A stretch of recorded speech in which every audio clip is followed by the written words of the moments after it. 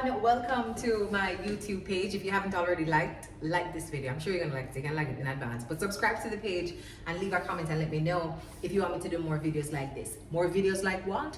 Parenting. I really want to dedicate some more time to talking about my parenting journey, especially for any young mothers out there or young mothers to be. I hope you can find some of my perspectives useful on your own parenting journey. We're all going to be doing this the best way we can with our own unique flair and also based on our experiences and traumas. So this is not a prescriptive YouTube show or YouTube channel, but I really do feel that the more I share is the more information other parents may have to work with. So in this video, I'm actually going to be going through my daughter's very first report card or report sheet or paper, because it's not a card. When I was young, it actually came on a card or cardboard type paper. Let me not say cardboard, closer to cartridge paper, but yeah, it was more cardy.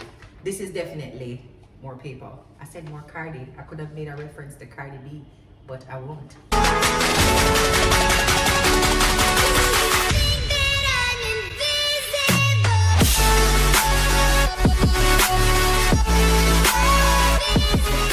Went through her report card and I decided that I'm going to frame this and give it to her. I'm not sure what age I will give her, but certainly when she's more conscious and aware of what this report card is saying. I'll go through what it says and then tell you why I'm going to frame it and why I absolutely love this as her very first report card. So she is 2 years old going on 3. She is in nursery 2, or at the time was in nursery 2. She's now in nursery 4.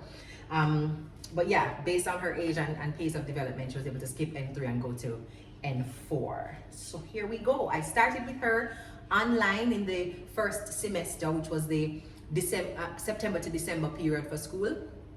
I didn't know what that was going to be like. I was low-key, I was high-key anxious that by keeping her home and away from her peers, she would miss out. And it's a fact, by not being around other children, you don't know how to negotiate social relationships and, you know, your voice and agency in relation to other persons. And I was a little worried about how pandemic babies are going to develop social skills. But, didn't realize this was in the frame. Right. But for safety purposes, we did start her off virtually first. And then by January, I had come to the decision that face-to-face could work. So in her second and third semesters, she was face-to-face. So here are the 8 sections of the report card.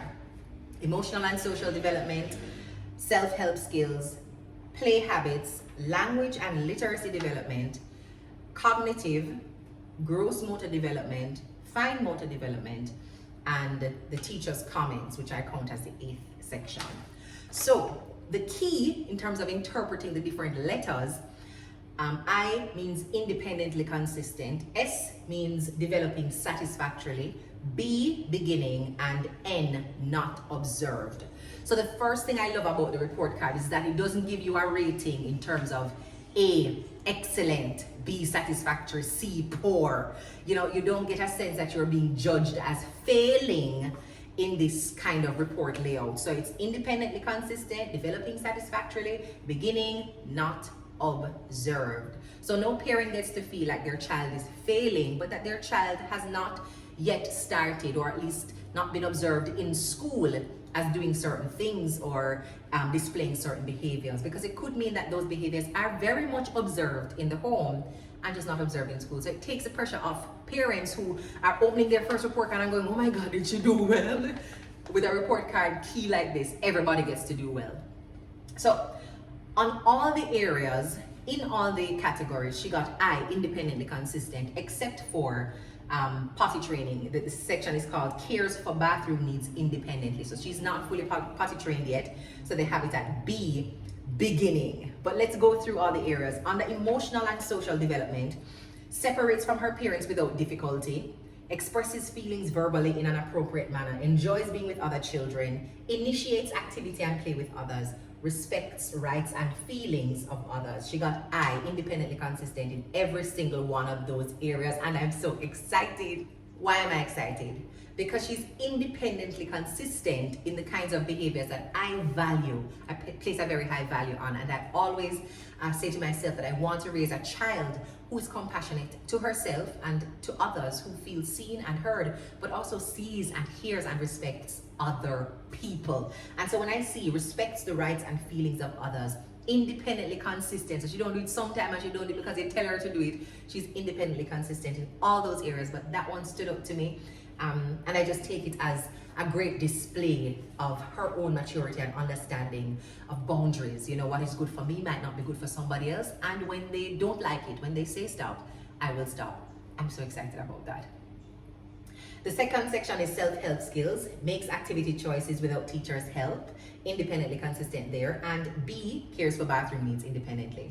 The next section is play habits, shows interest or attention in class activities, shares and cooperates with others, displays enthusiasm about accomplishments, and cooperates in classroom cleanup, independently consistent in all those areas. You don't have to force her to do it, and she don't just do it sometimes. And that's behavior I recognize at home as well. If I say to her, playtime is over, time to tidy up, she gets very excited about tidy up. But she also observes when she has made a mess, and she gets so concerned when a mess is there, especially one that she has created, and she moves so quickly to clean it up, taking up her toys, taking up any food that might fall on the ground or in her bib. You know, I had to explain to her that her bib is actually supposed to catch the food as it falls out of her mouth, because initially she was trying to clean up the bib while she was eating. So I know she has very good habits around cleanliness, and I also know that she is enthusiastic about life in general, but definitely when she gets something right, yay, I did it, yay, I got it, and also displays that enthusiasm for others. So I'm excited to see that she's independently consistent while at school in these behaviors or areas of assessment. So the fourth area is language and literacy development at 2 years old. What could she be languaging and literacy in? But here we go. Speaks clearly enough for adults to understand, speaks in complete sentences and in proper order, takes part in conversations with other children, participates in songs and finger play, attentive during circle time and story time, independently consistent in all those areas. Cognitive, recognizes basic geometric shapes, recognizes colors, understands the concept of size, big, bigger, biggest, independently consistent when they observe her in these areas as well. And I love it, but I also know it from home. I've subscribed to a Montessori-based system of play or child work. And so every 3 months, I actually get play kits for Xiah that help expose her to more of these things, like the geometric shapes, the colors, textures, and fine motor and gross motor skill development activities or tools that can help her to refine that. So I'm happy to see that it reflects in her classroom activities and engagement too. Gross motor development is another section, can hop, jump, climb, run, and shows good balance, independently consistent there.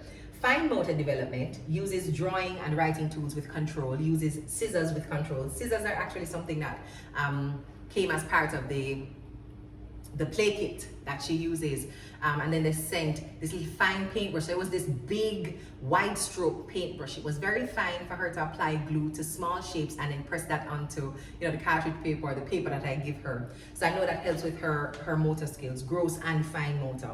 Shows control with glue, paint, and Play-Doh. Picks up and manipulates objects with ease, independently consistent in all those areas. Now for the teacher's comments. So her teacher says, Xiah started on our online program before she joined our face-to-face program this last term. Xiah settled in quickly and follows instructions very well. She can identify all colors and shapes. She can identify most letters and numbers that were taught. Her fine and gross motor skills are developing nicely. Xiah loves all aspects of learning. She has been an absolute delight in N2, Auntie Shakira. Thank you so much. So here's why I'm going to frame it and why I think it's important to hand this over to her when she's a little older.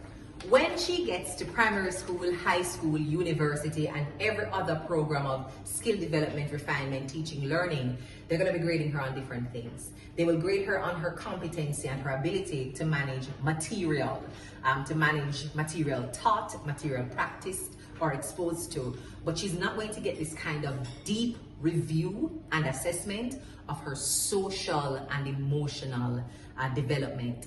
And for me, that is a critical but missing component of the teaching learning experience. Even if teachers recognize certain social or psychosocial behaviors or misbehaviors, there's rarely any space on a report card to explore that. So being so detailed as to talk about expressing feelings verbally and in an appropriate manner, enjoying her time with other children, initiating activity and play, which shows independence, respects the rights and feelings of others. As she goes through life, people will grade her on so many things. They're going to grade her on her skin color, her hair texture, her facial features, the size of her lips, the shape of her nose, the size of her eyes, everything that is so superficial and really does not speak to the true human qualities that she will have as a young woman in a world that's already very rough and unfair to young women. And I want her to always remember that when she started, when she just entered her social spaces, this is the kind of girl she was. She was independent. She initiated. She did not allow fear of a new environment to prevent her from enjoying all aspects of learning. She respected others, and she was able to do her work, you know, the recognizing of the shapes and the colors and the letters, etc. Do her work and still build meaningful relationships, not in comparison to any other student. If you notice, the report card doesn't rank her ability to identify shapes and colors and letters in relation to any other student. So she was able to do her work with herself as a benchmark. Nobody was telling me that student A or student B does it better, that she came third, fourth, fifth in the class, and therefore now is required to compare herself to other people. You see, I really want her to know that before the world started to judge her as a woman for all the things that were inconsequential, all those things that were just vacuous and of no real substance, she was developing into the right kind of human being, and not to allow that public voice and noise and standards and demands to cloud out who she really is. Because at her core, this is her, naturally showing up as a 2-year-old. This is her, and she should never allow the world to turn her into anything less than who she really is. So I'm going to frame this, and I'm going to figure out a birthday to give it to her. Maybe the birthday when I feel she is most lost or struggling to come to a sense of self and centeredness. But I think it is so important to preserve this part of her, because I really believe that that's at the core who she is. Thanks so much for watching. If you like this video, like it and let me know. Subscribe to my YouTube page, drop a comment and let me know what else you would like me to share around my parenting journey. Let me know too if you'd want me to give you a bathroom tour for her or a bedroom tour, because we've set it up in a way that allows her lots of independence as a 2-year-old. So I'd be happy to give you a bathroom tour so you see how we set it up, and her bedroom as well. So tell me which one you want me to do next. Drop it in the comments and I will make it happen. And maybe in that other episode you'll actually get to meet her, because she's a ball of light. Her name actually means light. Xiah. Yeah, thanks so much for watching, guys. I hope you enjoyed, and I'll catch you again soon for another video right here on my YouTube page.